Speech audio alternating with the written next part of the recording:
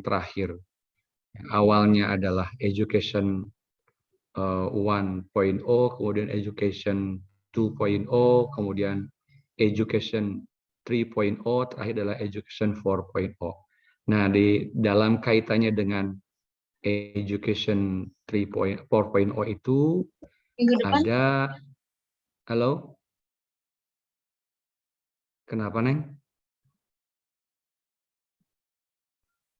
Kenapa ada yang bicara? Silakan. Itu tadi mungkin Ya. baru connect ke audio, Pak. Oh, baik. Ya, ya. Jadi ini ada 6 ciri khas dari education 4.0 yang kemarin saya katakan ya. Di situ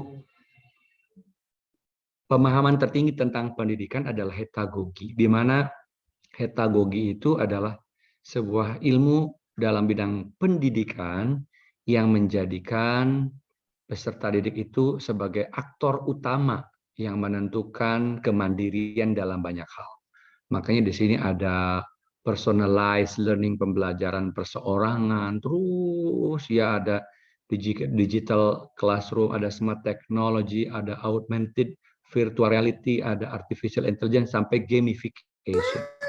Nah, atas dasar itulah maka saat ini kita mengenal namanya metaverse. Ya, Anda sudah tahu, semua metaverse itu berasal dari 2 kata. Meta artinya melampaui, ya, verse itu dari universe. Jadi melampaui batas-batas dunia. Nah, gitu ya. Di Jepang saja sudah 13 negara yang tergabung dalam metaverse. Ya, kemudian BNI juga saya baca sudah tergabung dalam metaverse. Bahkan ya di dunia pendidikan pun sebenarnya sudah lama, ya. Sudah lama metaverse ini dimanfaatkan. Contohnya apa? Ya, dalam kaitannya dengan menghadirkan suasana kehidupan pada abad dinosaurus, ya, kemudian suasana seolah-olah kita sedang berada dalam taman wisata seperti kebun binatang dan lain sebagainya, dan itu dijadikan sebagai sesuatu yang seolah-olah nyata dalam kehidupan anak didik. Nah, ini sebagai contoh ya bahwa gamification yang dikemas dalam metaverse ini ada 3 hal ya yang hal yang penting untuk orang tua tahu pada saat kita mendampingi. Ini belum dilihat nih, ya. Belum ditonton yang ini.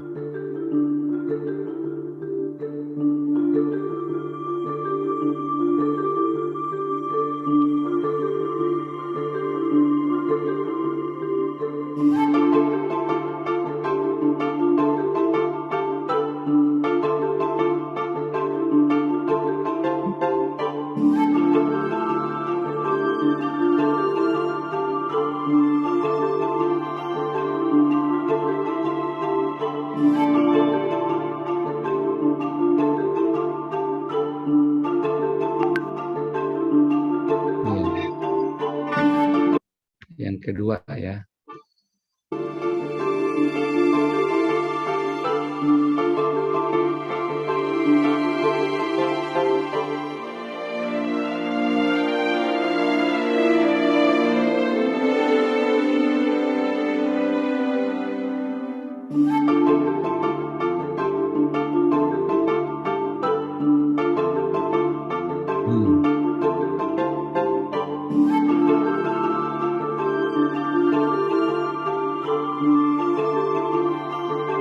Ya. Coba Nahda.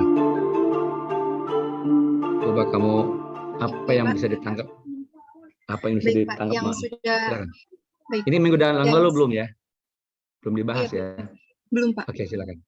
Baik, yang saya tangkap ini melalui metaverse itu perlu diketahui orang tua dan perlu diawasi anaknya, karena dari metaverse ini kan anak menggunakan VR kan, Pak. Nah, dari VR ini orang tua tidak tahu apa yang akan dilihat oleh anak karena tertutup dengan matanya. Jadi gimana caranya agar anak bisa mengakses metaverse dengan bijak, dengan baik dan bermanfaat? tentu orang tua harus tahu terlebih dahulu apa yang harus diberikan contoh-contoh aplikasi yang baik untuk anak dengan selama menggunakan Konten-konten VR. materi ya. Betul, Pak. Materi-materi yang harus Mm-mm. disediakan agar lebih bijak dan lebih aman untuk digunakan oleh anak. Dihubungkan dengan manajemen sekolah bagaimana dengan kehadiran Metaverse dan VR ini? Nada. Baik, Pak. Kalau menurut saya pribadi, Metaverse ini kalau dihubungkan dengan manajemen pendidikan di Indonesia ini bisa dibilang akan terrealisasikan, tapi dengan jangka waktu yang lama. Karena yang kita ketahui bahwa teknologi di Indonesia ini memang sudah baik digunakan untuk pendidikan, cuman belum tersebar rata, apalagi untuk di wilayah-wilayah pedesaan. Nah, maka dari itu Metaverse ini sebenarnya bisa direalisasikan di pendidikan agar manajemen pendidikan juga lebih baik, dan karena dari Metaverse ini seperti tadi sudah dibilang oleh Pak Otip, banyak sekali manfaatnya, seperti guru bisa memberikan gambaran seperti dinosaurus pada masa lalu misalkan pembelajaran yang sulit untuk didemonstrasikan secara langsung, tapi melalui Metaverse ini bisa lebih mudah dan bisa diakses oleh siswa secara tidak langsung melalui virtual. Nah, tetapi kendalanya adalah dengan akses dan juga fasilitas yang ada di pendidikan di Indonesia itu sulit rasanya apabila terrealisasikan secara cepat. Jadi untuk manajemen kelasnya sendiri bisa, tetapi dibutuhkan jangka waktu yang lama dan tidak instan, seperti itu, Pak. Oke, bagus. Pendapat kamu sangat bijak dan komprehensif ya. Terima kasih Nada. Betul yang dikatakan oleh Nada tadi, bahwa dalam dunia pendidikan kita hubungkan antara kemajuan teknologi yang melampaui batas dunia atau metaverse ini, kemudian dibumbui dengan konten-konten materi yang edukatif dan non-edukatif, memang memerlukan pendampingan ketika itu dimanfaatkan dalam jalur pendidikan.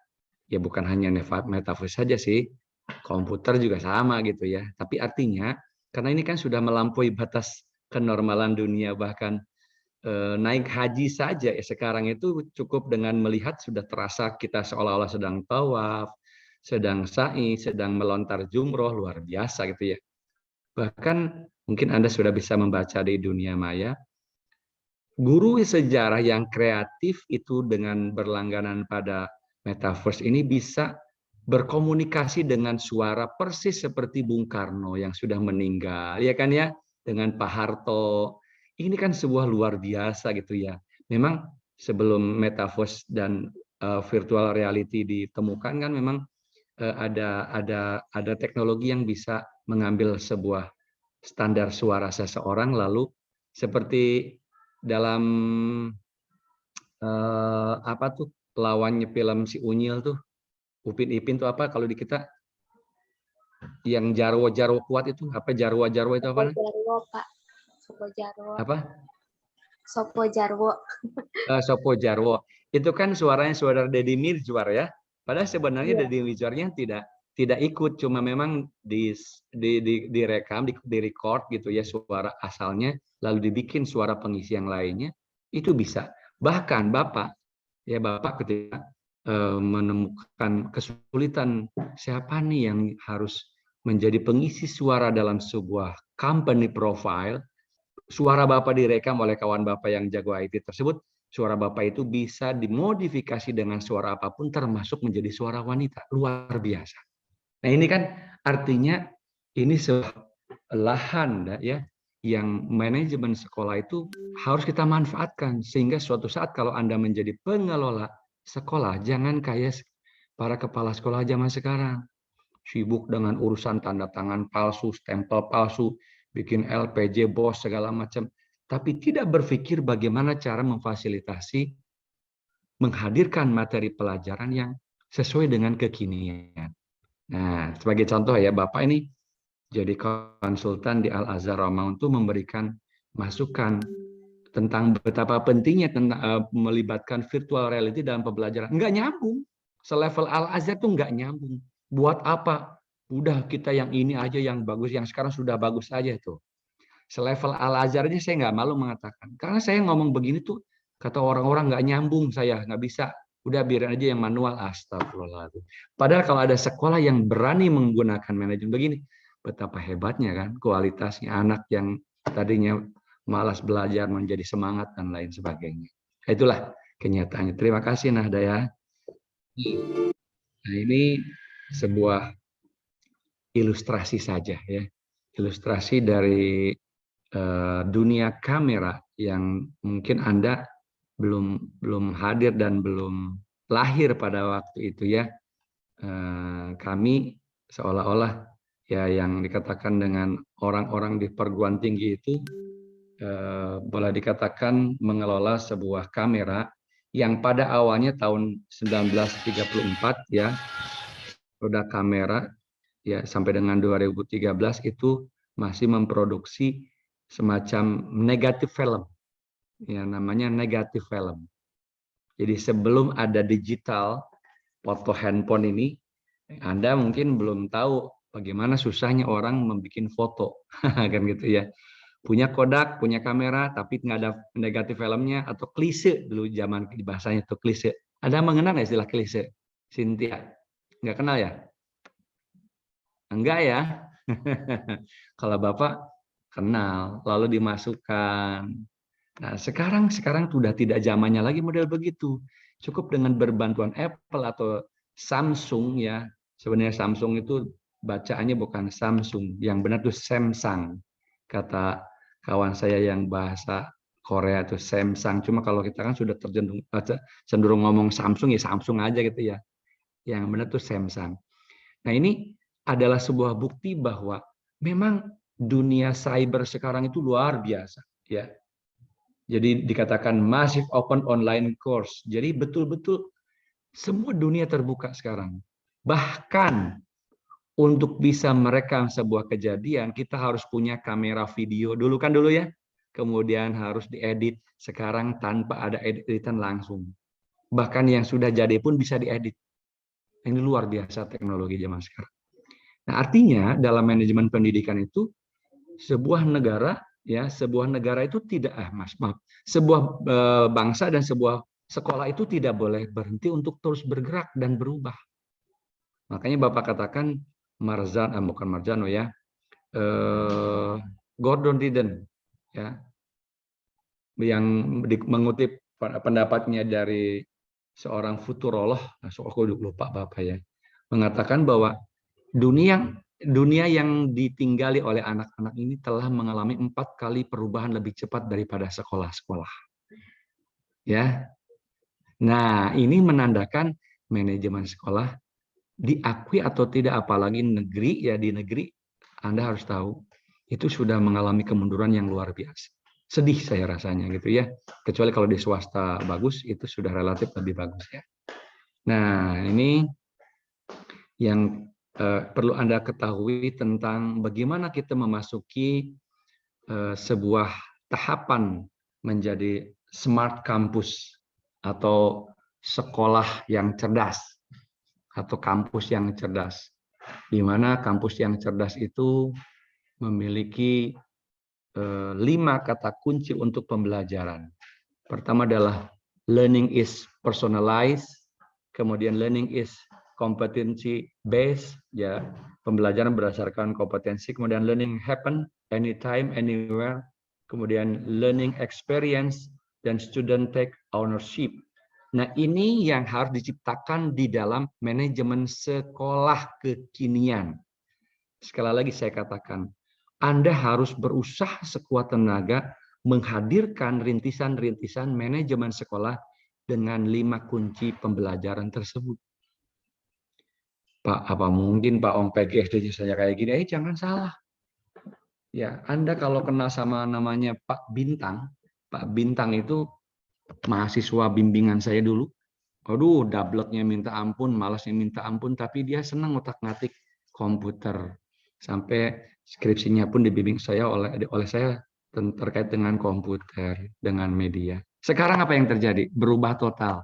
Yang tadinya malas, kemudian setelah diterima di pegawai negeri guru di DKI Jakarta, sekarang jadi tangan kanan pengembangan media pembelajaran se-DKI Jakarta. Oh, keren. Kemarin dia minta saya, kalau nggak salah Anda pada datang nggak ya untuk mengadakan workshop bersama Pak Mas Bintang. Datang nggak waktu itu kelas Anda? Ngikut nggak? Nggak ya? Nggak pada ngikut ya. Nah, itu adalah bukti bahwa lulusan PGSD ya di FIP UNJ ini luar biasa kalau mau mengembangkan diri.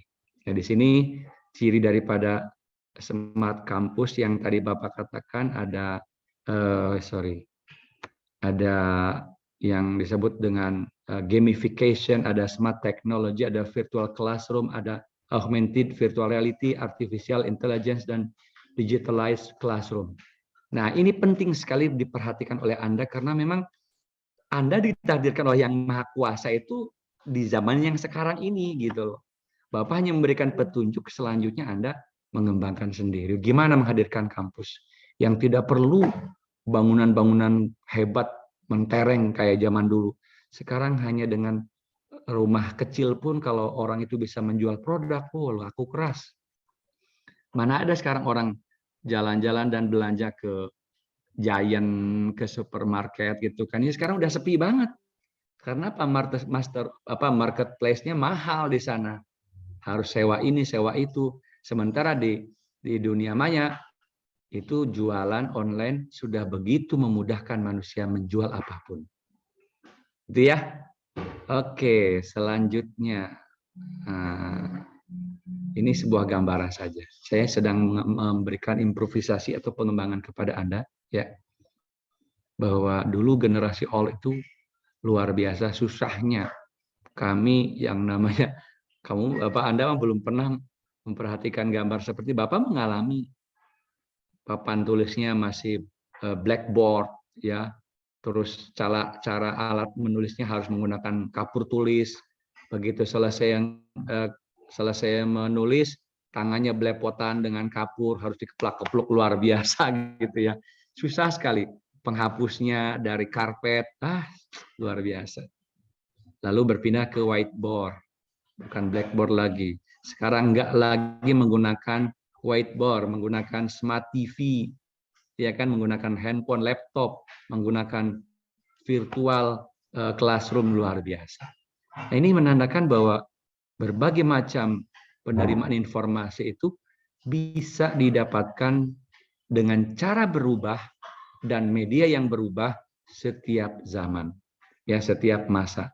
Anda ditakdirkan oleh Yang Maha Kuasa itu menjadi orang yang berada pada generasi yang bagus sekarang ini. Kalau Bapak alhamdulillah dilahirkan dalam kondisi beraneka ragam macam zaman, ya. Nah, ini contoh-contoh gambar saja pengajaran yang berisiko kalau masih bertahan dengan seolah-olah anak itu seperti tempat yang kosong. Karena Anda mungkin tidak sadar ya, di antara sekian dosen yang mengajar di PGSD semester ini kan ada juga paradigma dosen yang masih lama, yang menganggap mahasiswa bodoh semuanya. Menganggap mahasiswa itu tidak bisa apa-apa, dijejelin aja.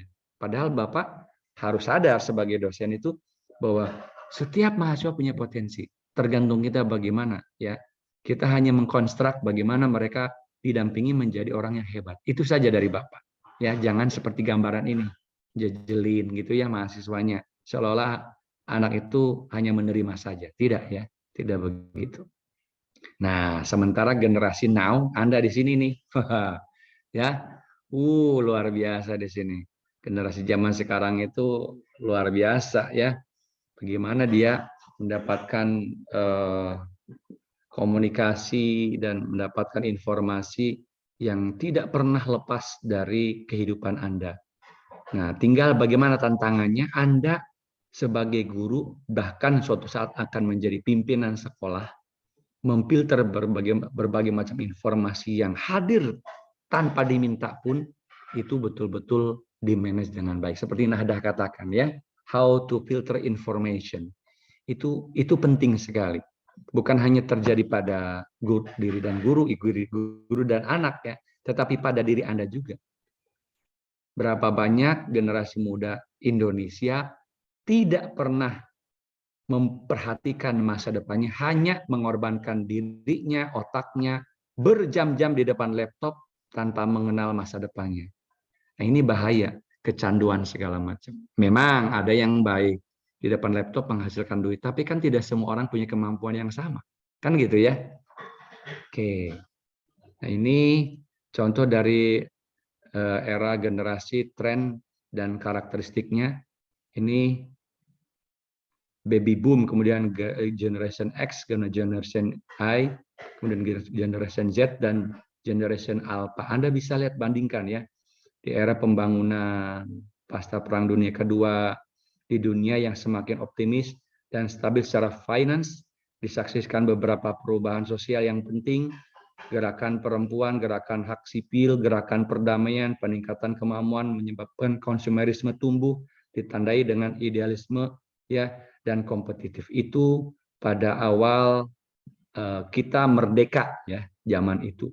Kemudian ada generasi Z yang lahir ke dunia menyaksikan tren yang kuat terhadap broken home. Aduh, ngeri banget ini. Broken home ya. Dan ketidakjelasan, ketidakpastian ekonomi. Menyukai populasi dengan budaya disco dan hip hop. Kalau sekarang TikTok ya, hip hop dulu namanya. Ini Anda belum hadir. Oke lah, langsung saja. Anda berada pada generasi Z dan di hadapan Anda ada generasi Alpha. Nah, yang Bapak kasih warna merah ini adalah sebagai generasi yang digital native ya. Nah, di mana Anda ini, halo calon guru ya, calon pengelola sekolah, lahir ke dunia menghadapi tantangan seperti terorisme dan masalah lingkungan. Yang dimaksud dengan terorisme itu bukan hanya dalam artian membunuh ya, tetapi membuat manusia menjadi ciut. Nah, apa tuh bahasa Indonesia ciut ya? Ciut apa bahasa Indonesianya ya? Tidak berani menghidup masa depan lah gitu ya. Ada kan orang begitu ciut, aduh gimana ya masa depan anak saya gitu loh. Nah, itu namanya teroris juga. Kemudian masalah lingkungan, di mana anak-anak itu sekarang melihat 1 meter di Jakarta itu nggak ada yang di bawah 3 juta. Bayangkan tanah. Ya kan? Nggak ada yang 3 juta. Nanti anak cucu saya bagaimana? Nah, model begitu juga dikatakan sebagai terorisme. Artinya, terorisme adalah sebuah paham yang membuat orang jadi gelisah, itu teroris. Jangan diidentikan dengan gerakan Islam saja ya, salah itu. Kemudian Anda juga dihadapkan pada era meluasnya penggunaan gadget, elektronik, dan teknologi digital seperti situs internet dan jejaring sosial. Betul nggak? Ya. Nah, ada betul ya Cynthia ya? Mutiara? Betul ya? Betul, Pak. Itu. Iya. Betul. Ditandai sebagai tech savvy, berhubungan secara global di dunia maya. Luar biasa. Nggak ada Anda itu statusnya tidak punya Facebook, nggak ada juga Anda itu tidak punya Instagram, tidak punya Skype, tidak punya email, nggak ada zaman sekarang. Betul nggak? Semuanya punya. Nah, gitu ya. Bahkan dulu pada waktu pertama kali komputer ada, Bapak harus menggunakan CD, ya, menggunakan flash disk, menggunakan apa namanya hard disk eksternal. Sekarang nggak usah pada model begitu. Semua data bisa dikompres, dikirimkan lewat email, dikirimkan lewat WA, dikirimkan lewat Telegram. Itu menandakan apa? Luar biasa teknologi zaman sekarang. Iya tidak? Anda mengalami begitu. Zaman Bapak boro-boro. Tapi Bapak mengalami semua itu. Alhamdulillah. Nah, jangan salah. Ya, ketika Anda suatu saat menjadi guru atau kepala sekolah, dalam konteks manajemen sekolah, Anda berhadapan pada generasi alpha yang sering dikatakan dengan Google Kids. Anak-anak Google katanya gitu ya. Lahir di dunia dalam era perlambatan pertumbuhan ekonomi yang meluas. Apa contohnya? Ya sekarang. Ya, Bapak biasanya dapat uang lebih, bisa nyimpen uang di bank, sekarang boro-boro karena tidak bisa terbang ke sana kemari, ceramah terbatas, webinar nggak dibayar karena nggak ada transport. Itu ya, apalagi yang tidak punya duit, tidak punya pekerjaan, susah sekali. Jadi pandemi hampir 2 tahun lebih ini sudah melampaui batas kenormalan pertumbuhan ekonomi yang meluas. Ya, lebih tech savvy, lebih cepat mengadopsi teknologi, berpendidikan dan materialistis daripada generasi sebelumnya. Apakah benar Anda menjadi anak-anak kita nanti materialistis? Coba aja. Datang ke neneknya Lebaran sebelum ada pandemi, yang ditanyakan bukan Assalamualaikum nenek, kakek, apa kabar? Apa? Yang ditanyakan apa? Kakek, nenek, passwordnya wifi di sini apa? Dan ditanyakan itu coba. Betul nggak Mutiara? Betul, Pak. Itu namanya Google Kids. Ampun anak zaman sekarang. Waduh, ya. Lebih fokus pada teknologi. Betul. Sampai melahirkan metaverse, melahirkan gamification, melahirkan virtual reality. Itulah adalah hasil daripada fokusnya setiap generasi pada teknologi. Jadi kesimpulannya adalah bagaimana Anda bisa mengelola sekolah yang kompatibel, yang cocok dengan zamannya. Disitulah masalah manajemen sekolah. Ini saya sedang berbicara bagaimana karakteristik sekolah di abad Society 5.0 ya. Nah, ini yang Bapak katakan tadi. Willard Digit yang dikutip oleh Gordon dalam bukunya The Learning Revolution pada tahun 2011, berarti 11 tahun yang lalu. Futurolog namanya Willard Digit. Dia mengatakan dunia yang akan ditinggali anak-anak kita itu ya berubah 4 kali lebih cepat daripada sekolah-sekolah kita. Artinya, dengar baik-baik, artinya manajemen sekolah itu walaupun sehebat apapun itu sekolah, tetap kalau dibandingkan dengan perubahan yang terjadi di dunia, sekolah kalah. Sekolah ketinggalan.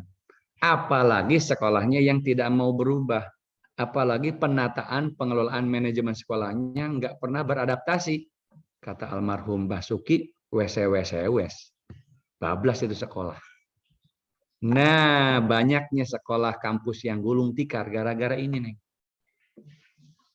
Gara-gara ini. Saya pengelola Al-Azhar Rawamangun saja itu sudah mengalami luar biasa dahsyat. Kalau guru dan kepala sekolah serta yayasan tidak sigap memperhatikan perubahan yang terjadi di sekolah, menurut saya udah wassalam itu sekolah.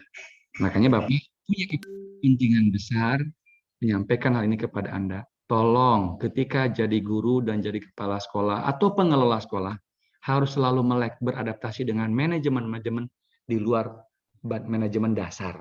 Tapi untuk bisa mencapai generasi sekolah yang kompatibel dengan era Society 5.0, Anda juga harus tahu sekolah kekinian atau yang saat ini sedang terjadi. Nanti kita akan bahas ya. Mengapa harus begitu, Pak?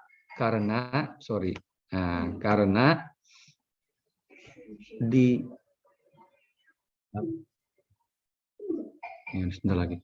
karena ada 17 tujuan-tujuan pengembangan kehidupan di dunia ya yang tidak boleh hilang, tidak boleh putus.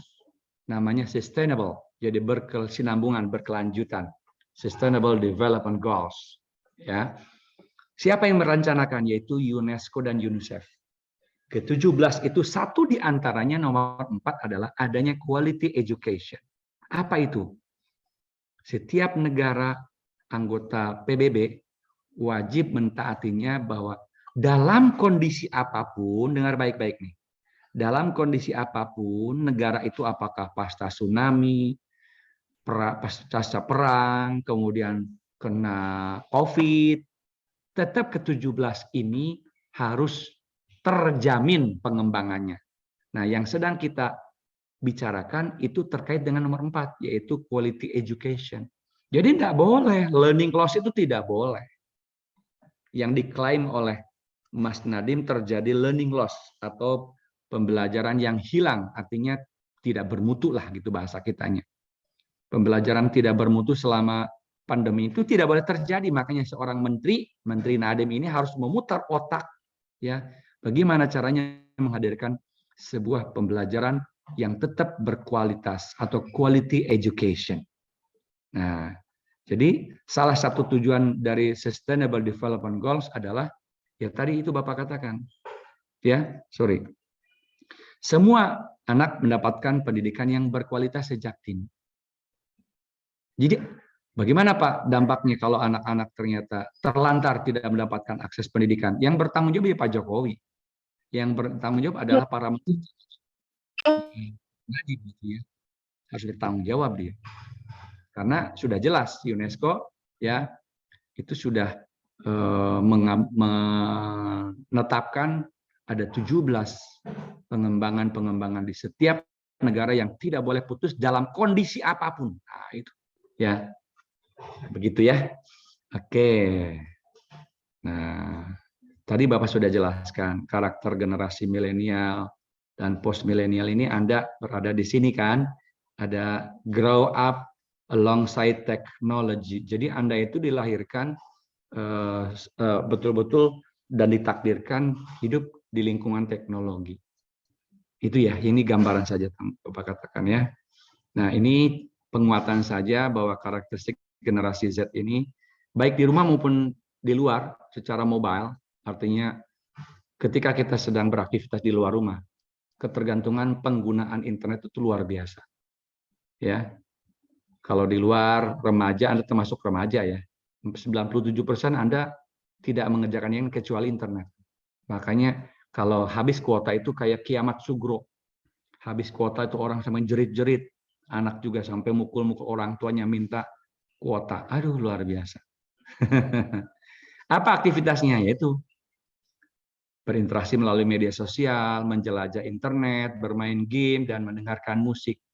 Saya kalau tidak pandemi, hampir setiap bulan pasti saya berangkat naik pesawat. Ya, itu di jalan tuh, waduh, kepalanya goyang-goyang, headset tanya goyang. Aduh, luar biasa.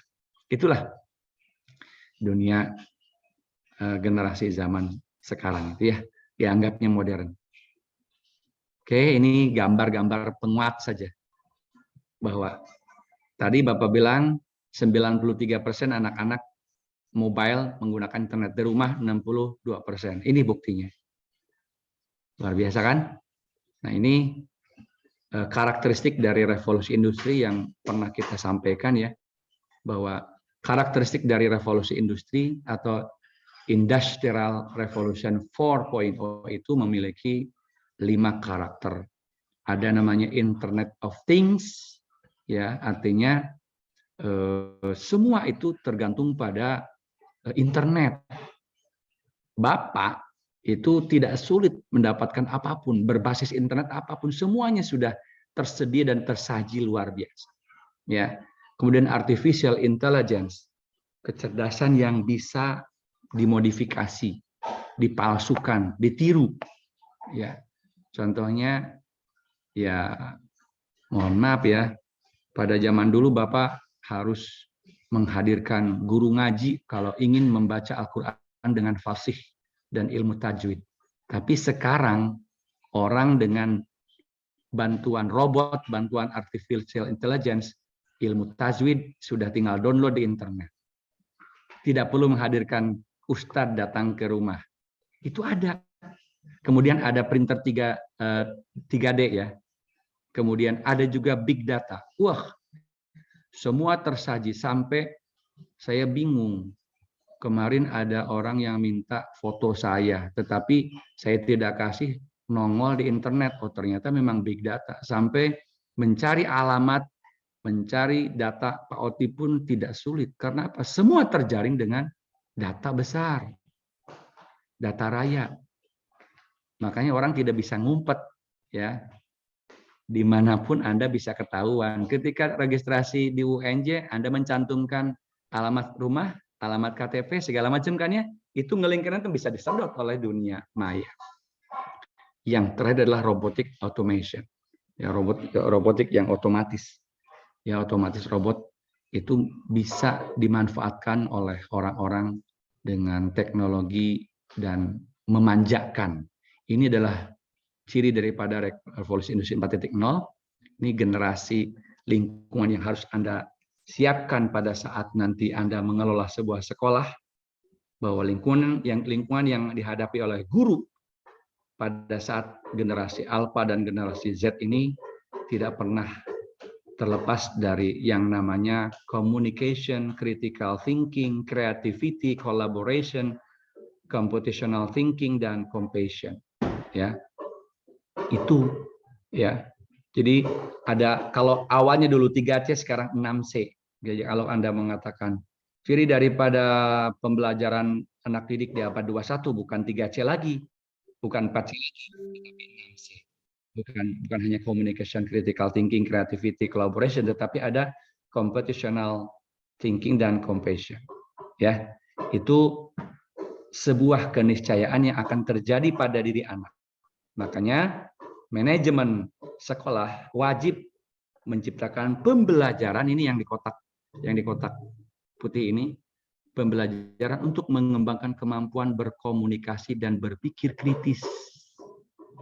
Bapak sengaja membuat board berkomunikasi dan berpikir kritis ini adalah disesuaikan dengan eranya sekarang.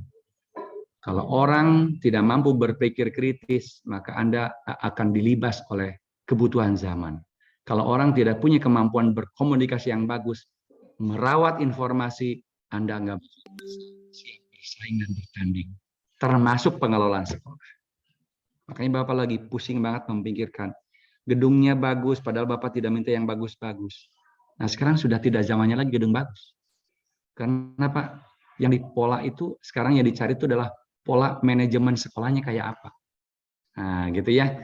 Kalau gedungnya bagus, tapi kalau manajemennya masih harus membayar ini itu, pembayarannya masih manual, tidak menggunakan m-banking, ya orang pada kabur. Ngapain gedung bagus? Bayarnya harus ngantri. Lah, kan gitu ya. Nah, ini model-model begitu terus diantisipasi betul. Ya. Nah, ini siapa PJ-nya? Cynthia ya? Mana Cynthia? Hadir Bapak. Ini materi terakhir dari Bapak. Minggu depan Anda wajib membuat 8 kelompok, atau sudah dibikin 8 kelompok belum, Cynthia? Kalau untuk yang 8 kelompok belum, Pak. Oke. Jadi Bapak nanti akan live dari Zoom ini. Tolong Cynthia atur seluruh mahasiswa yang jumlahnya tadi hampir 39 ini dibagi 8 secara adil ya. Untuk apa, Pak? Untuk mempelajari 8 standar nasional ya yang ada dalam aturan standar nasional pendidikan. Kelompok 1 berarti mempelajari tentang standar kompetensi lulusan. Kelompok 2 standar pendidikan. Kelompok 3 standar pendidik dan tenaga pendidikan, terus sampai dengan standar pendanaan dan pengelolaan. Nah, bahannya di mana, Pak? Anda cari di internet. Bapak yakin dan percaya Anda mahasiswa yang melek teknologi. Ya.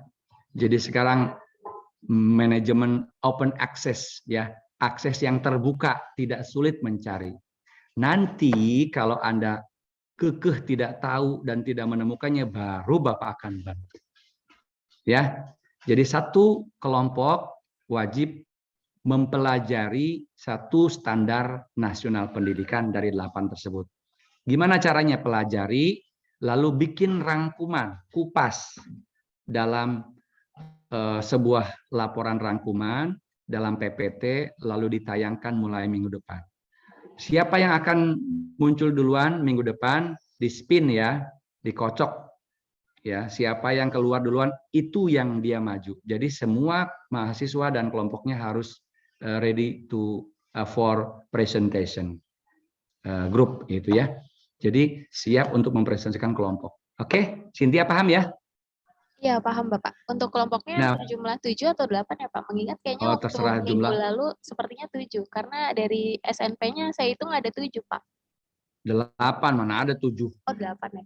Iya maaf, ya udah. Baik Pak, siap. 8 ya. Nanti Bapak bantu ya. 1, 2, 3, 4, 5, 6, 7, 8. Itu pendanaan dan pengelolaan itu 2 hal yang berbeda, Neng. Oh Ya. ya, baik Pak. Nanti dicari. Pokoknya cari di internet, Anda punya kesempatan mencari tahu yang terbaru. Kalau seandainya ada aturan-aturan yang lama, cari lagi yang terbaru. Jadi kata kunci di internet itu adalah standar kompetensi lulusan standar nasional yang terbaru. Klik keluar semua itu. Ya. Oke. Jadi Bapak akan memberikan akses itu minggu depan sudah presentasi. Saya serahkan untuk pengaturan kelompoknya dan saya percaya Anda pasti bisa. Langsung nanti begitu selesai dikerjakan dan dipresentasikan Bapak kasih nilai di Google Classroom ya. Terima kasih. Selamat sore. Bapak pamit dulu harus mengantar istri ya. Jadi saya kembalikan kepada Cynthia untuk mengatur pembagian kelompoknya. Bapak pamit. Selamat sore. Assalamualaikum warahmatullahi wabarakatuh. Ya, baik Pak. Waalaikumsalam warahmatullahi wabarakatuh. Terima kasih banyak Pak. Sama-sama. Pamit ya. Iya Pak. Ya, Pak.